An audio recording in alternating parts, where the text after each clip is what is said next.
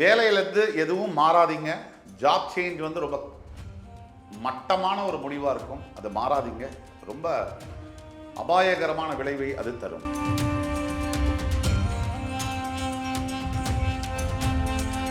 கன்னிராசி நேயர்களுக்கும் இந்த சோதனை காலகட்டங்கள் ஏப்ரல் மாதம்லேருந்து மே மாதம் வரைக்கும் இருக்கு. ஜூன் 2க்கு பிறகு இந்த சோதனை காலங்கள் முடிஞ்சு இவங்க நம்ம கூடவே இருக்க போறாங்க. அப்படிதானே நம்புறோம். அதை தான் கன்னிராசிக்கு சொல்றேன். அடுத்து வரக்கூடிய 2 மாசம் எந்த ரிலேஷன்ஷிப்லையுமே நீங்க கவனமா இருக்கணும்.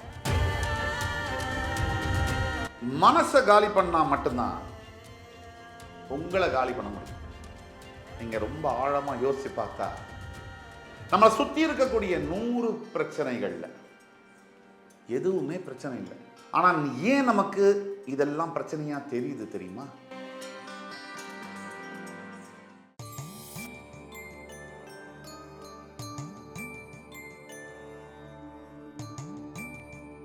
வக்ரதுண்ட மகாகாய சூரியகோடி சமப்பிரப ஹவிக்னம் குருமேதேவ சர்வ காரியேஷு சர்வதா. தென்னாட்டுடைய சிவனே போற்றி, என் நாட்டவர்க்கும் இறைவா போற்றி. அன்பர்களே, நண்பர்களே, இந்த புத்தம்புதிய காணொலியில் உங்கள் அத்துணை பேரையும் வரவேற்பதில் மிக்க மகிழ்ச்சி கொள்கிறேன். கன்னிராசி காலபுருஷ தத்துவத்துக்கு 6ஆம் வீடு. இந்த கன்னிராசியை பொறுத்த வரைக்கும் மனக்கவலைகள்லேருந்தும் தனக்குள்ளேயே உள்ளுக்குள்ளேயே குமரி கொண்டிருக்கக்கூடிய விஷயங்கள்ல இருந்தும் கன்னிராசி அன்பர்கள் இதுவரைக்கும் வெளியில வரல. போராத குறைக்கு இப்போ 6இல் ராகு, 7இல் கண்டக சனி, குரு பகவான் 10இல் சஞ்சாரம் செய்யக்கூடிய குரு ஜூன் 2லேருந்து 11ஆம் இடத்திற்கு வரப்போகிறார். 12ஆம் வீட்டில் கேது. இந்த நிலையை பொறுத்து இந்த கன்னிராசி நேயர்களுக்கு பல மாற்றங்களை எதிர்பார்க்கக்கூடிய இந்த தமிழ் புத்தாண்டு பராபவ ஆண்டு. எல்லா கன்னிராசி நேயர்கள், கோடான கோடி கன்னிராசி அன்பர்கள், அவங்க மனசெல்லாம் ஒரு கேள்வி இருக்கு. எங்களுக்குன்னு வாழ்க்கை இருக்கா? காலம் போகுது, கிரகம் மாறுது, எங்க வாழ்க்கையில எந்த ஒரு மாற்றங்களும் பார்க்க முடியல. என்றைக்காவது ஒரு நாள் எங்க லைஃப்ல சேஞ்ச் வரும் அப்படிங்கிற நம்பிக்கையில தான் நாங்க வாழ்ந்துட்டு இருக்கோம். இதுக்கெல்லாம் பதில் கிடைக்குமா இந்த ஆண்டு? இந்த கேள்விக்கான பதிலை தெரிஞ்சுக்கணும்னா இந்த வீடியோவை முழுசா பாருங்க. உங்க ஃப்ரெண்ட்ஸ், ஃபேமிலிஸ் அண்ட் ரிலேட்டிவ்ஸ்க்கு ஷேர் பண்ணுங்க. எல்லாத்தையோட ரொம்ப முக்கியம் என்ன அப்படின்னு நம்ம பார்த்தோம்னா, இந்த வீடியோவில் நம்ம பேசக்கூடிய எல்லா விதமான கருத்துக்கள், அதாவது கன்னிராசி அன்பர்களுக்கு இப்போ என்ன நடக்குது, இனிமேல் என்ன நடக்க போகுது, என்ன செய்யணும், எதை செய்யக்கூடாது, பரிகாரங்கள் என்ன, இந்த வீடியோவில் நம்ம பேசக்கூடியதெல்லாம் பொது பலன்கள். உங்களுடைய பிறப்பு ஜாதகம் அதுதான் 70% வேலை செய்யும். இந்த கோச்சார ரீதியான பலன்கள் 30 முதல் 40% வேலை செய்யும். உங்களுடைய தனிப்பட்ட ஜாதகம், உங்களுக்கான எதிர்கால வாழ்க்கை, இதை பற்றி தெரிஞ்சுக்கணும்னா கீழே கொடுக்கப்பட்டுள்ள வாட்ஸ்அப் நம்பரில் எங்களை தொடர்பு கொண்டு ஆன்லைன் கன்சல்டேஷன் பெற்றுக்கொண்டால் நான் உங்களுக்கான வாழ்க்கை எதிர்காலம் எப்படி இருக்கும்னு 200% கரெக்டாக கணிச்சு சொல்ல முடியும். கன்னிராசி நேயர்களுக்கு இந்த பராபவ ஆண்டு ஒரு சோதனை காலகட்டம். தொடங்கும் போது, முடியும் போது அல்ல, தொடங்கும் போது. இத ஒரு திரைப்படத்தில் கூட பாடல் வரிகள் வரும். உலக வாழ்க்கை பயணம் அது தொடங்கும் போது முடியும், முடியும் போது தொடங்கும் அப்படின்னு வரும். உண்மையிலேயே இயற்கையில் எந்த விஷயத்தை நம்ம வாழ்க்கையில் நம்ம சேஸ் பண்ணுறோமோ அந்த விஷயம் ஓடி போயிட்டே இருக்கும். எந்த விஷயத்தை நம்ம விட்டு விலகிறோமோ அந்த விஷயம் நம்மளை சேஸ் பண்ணிக்கிட்டே இருக்கும். இப்போ நான் சொன்னதை உங்கள் நிஜ வாழ்க்கையில் நீங்கள் அனுபவிச்சிருந்தீங்கன்னா கமெண்ட் பண்ணுங்க. உண்மையான விஷயம்.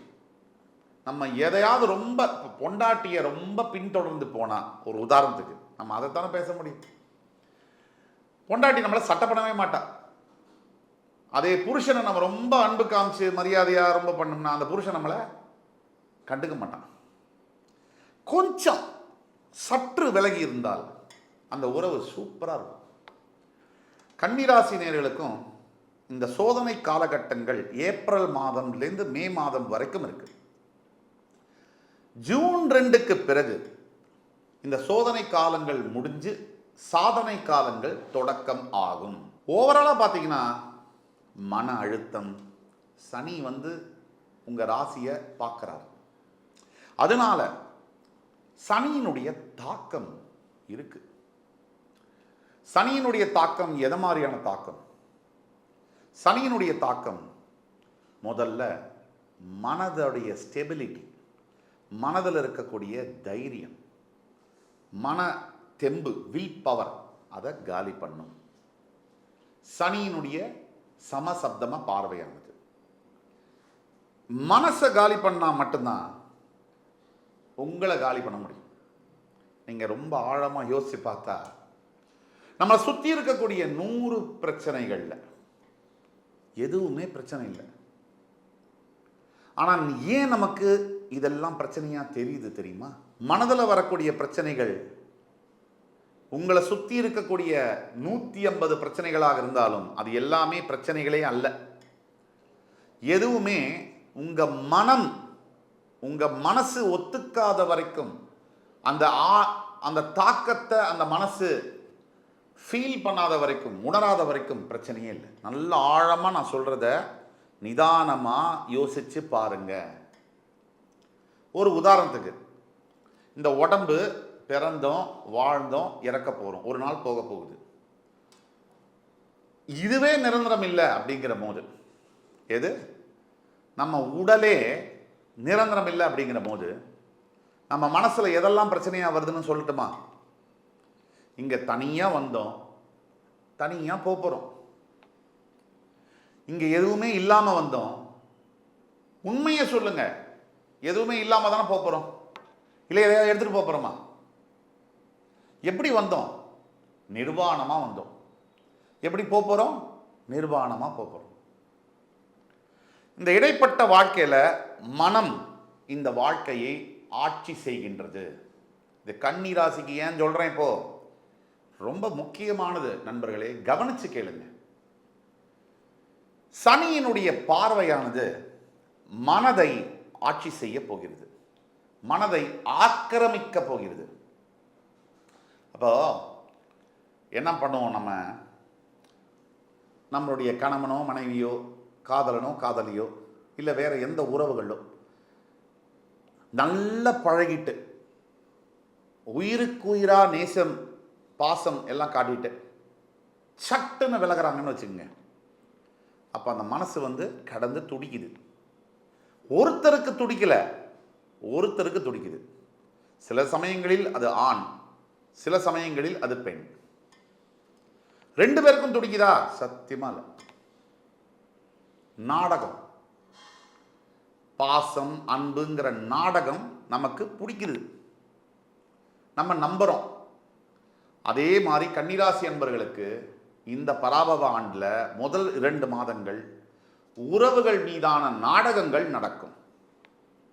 என் உயிரே நீதான், பிரிவு, பிரேக்கப். நீ இல்லைன்னா வாழ முடியாது, பிரிவு, பிரேக்கப், இதெல்லாம் நடக்குது இல்லையா? ஆக நம்ம வாழ்க்கை பயணத்தில் பல கேரக்டர்ஸ் உள்ள வருவாங்க. விதவிதமான ரோல்ஸை அவங்க பண்ணுவாங்க. அப்பாவா அம்மாவா ஆரம்பித்து, சகோதர சகோதரிகள், பிரதர் சிஸ்டர்ஸில் ஆரம்பித்து, டீச்சர்ஸு, ஃப்ரெண்ட்ஸு, லவ்வர்ஸா, ஹஸ்பண்டா, ஒய்ஃபா, குழந்தைகளா, பல கேரக்டர்ஸில் வருவாங்க. ஒன்று மட்டும் நிச்சயம், இந்த எல்லா கேரக்டர்ஸுமே ஒரு நாள் நிரந்தரம் இல்லாமல் நம்மளை விட்டு போக நேரிடும். இது எல்லார் வாழ்க்கையிலும் இருக்கக்கூடிய சிமிலாரிட்டிஸ். ஆனால் எல்லாரும் என்ன நம்புகிறோம்? இவங்க நம்ம கூடவே வரப்போகிறாங்க, இவங்க நம்ம கூடவே இருக்க போகிறாங்க, அப்படி தானே நம்புகிறோம். அதை தான் கன்னிராசிக்கு சொல்கிறேன். அடுத்து வரக்கூடிய 2 மாதம் எந்த ரிலேஷன்ஷிப்லையுமே நீங்கள் கவனமாக இருக்கணும். கர்ணம் தப்புனா மரணம். யார் மேலேயாவது அன்பு, பாசம், பந்தம் ரொம்ப ஓவராக வச்சிங்கன்னா, take it for granted from me, அவங்க ஒரு நாள் உங்கள் மனசை காயப்படுத்திட்டு விலகிடுவாங்க. அப்போ இது ரொம்ப முக்கியம், எப்போவுமே முக்கியம். இப்போ இந்த 2 மாதம் ரொம்ப முக்கியம். உங்களை சுற்றி ஏதோ எல்லாரும் கங்கணம் கட்டிக்கிட்டு உங்களை எதிர்க்கிற மாதிரியான ஒரு சூழ்நிலையை நீங்கள் ஃபீல் பண்ணுவீங்க. பயப்பட வேண்டாம். யார் ஒருத்தரை எல்லாருமே எதிர்ப்பாங்க? இப்போ தமிழக வெற்றி கழகத்துடைய தலைவரை ஏன் எல்லாரும் எதிர்க்கிறாங்க? அவரை ஏன் எல்லாருமே எதிர்க்கிறாங்க? ஏன்னா அவர் புதுசாக அரசியலுக்கு வராரு. அவர் பக்கம் நிறைய மக்கள் இருக்காங்க, அதனால நிறைய எதிர்ப்பு அவருக்கு இருக்கு. நீங்கள் சவால்களை நேருக்கு நேர் எதிர்கொள்ள நேரிடும், பயப்படவே வேண்டாம். படையப்பால் வர வசனத்தை தான் நான் சொல்ல போகிறேன், புதுசாக ஒன்றும் சொல்ல போகிறதில்ல. படையப்பா ஆட்சியே அவங்கள்ட்ட இருக்கேப்பா, அந்த ஆண்டவனை நம்மகிட்ட இருக்காண்டா அப்படின்னு சொல்லுவார். அதுதான் நீங்கள் இப்போ யோசிக்கணும். வேலையிலேருந்து எதுவும் மாறாதீங்க. ஜாப் சேஞ்ச் வந்து ரொம்ப மட்டமான ஒரு முடிவாக இருக்கும், அது மாறாதீங்க. ரொம்ப அபாயகரமான விளைவை அது தரும். அதே மாதிரி எஸ்பெஷலி ஜூன் எண்டு வரைக்கும் இருக்கிற வேலையில் எந்த ஒரு பிரச்சனையும் வச்சுக்காதீங்க. கூடிய மட்டும் உங்கள் வேலையை செய்யுங்க. தப்பாக பேசினாலும் பரவாயில்ல, வாழ்த்தினாலும் பரவாயில்ல, உங்களை கேவலமாக பேசினாலும் பரவாயில்ல, கண்டுக்காதீங்க. இப்போ முக்கியமாக நல்ல ஒரு இன்கம் வந்து இருக்கும், அதுக்கு மேலே செலவு வந்துக்கிட்டே இருக்கும். இதுதான் முக்கியம்.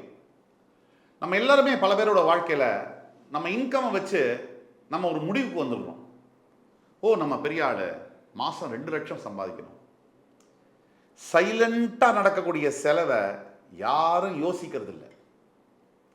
இந்த செலவை ஃபோக்கஸ் பண்ணி வாழ்க்கையை நடத்தும் போது இன்னும் நிம்மதியாக இருக்கக்கூடிய வாய்ப்புகள் நிறைய இருக்குது. ஃபேமிலியை பொறுத்த வரைக்கும் நிச்சயம் ஆர்கியூமெண்ட்ஸ், தேவையில்லாத குழப்பங்கள், மனக்கசப்புகள் வர வாய்ப்புகள் உண்டு. இந்த குடும்ப வாழ்க்கையில் ரொம்ப முக்கியமானது என்ன அப்படின்னு நம்ம பார்த்தோம்னா அமைதியும் விட்டு கொடுக்கக்கூடிய தன்மையும். இப்போ ஒரு கணவனை மனைவியோ மனைவியை கணவனோ ஜெயிச்சு ஒன்றும் ஆக போகிறதில்ல.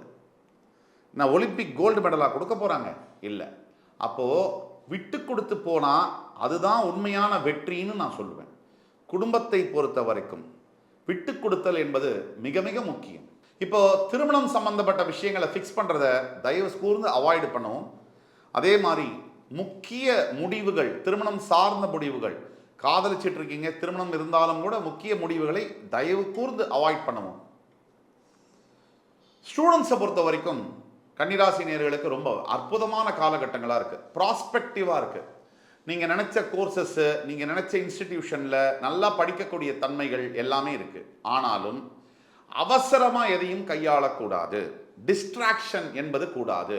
படிக்கக்கூடிய இந்த காலகட்டத்தில் தேவையில்லாத நட்பு, தேவையில்லாத உறவு, இதெல்லாம் தவிர்ப்பது மிக மிக நல்லது. ஓவர் திங்கிங் அவாய்டு பண்ணி செல்ஃப் கான்ஃபிடன்ஸ், தன்னம்பிக்கையை நீங்கள் மெயின்டைன் பண்ணீங்கன்னா உங்களுக்கு இது இந்த காலமே ஒரு பொற்காலமாக அமையும். நிறைய ஸ்ட்ரெஸ் இருக்கும், தூக்கத்தில் நிறைய பிரச்சனைகள் இருக்கும், நிறைய உடம்புல வலி சார்ந்த பிரச்சனைகள் இருக்கும், ஓய்வில்லாத மாதிரி டயர்டாக ஃபீல் பண்ணும், இதெல்லாம் இருக்கும்.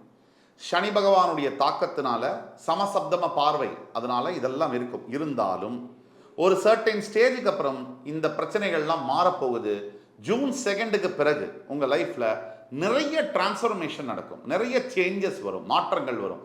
அதுவாக வரும். பொறுத்தார் பூமி ஆழ்வார். கன்னிராசிக்கு நாம் சொல்லக்கூடிய செய்தி இதுதான்.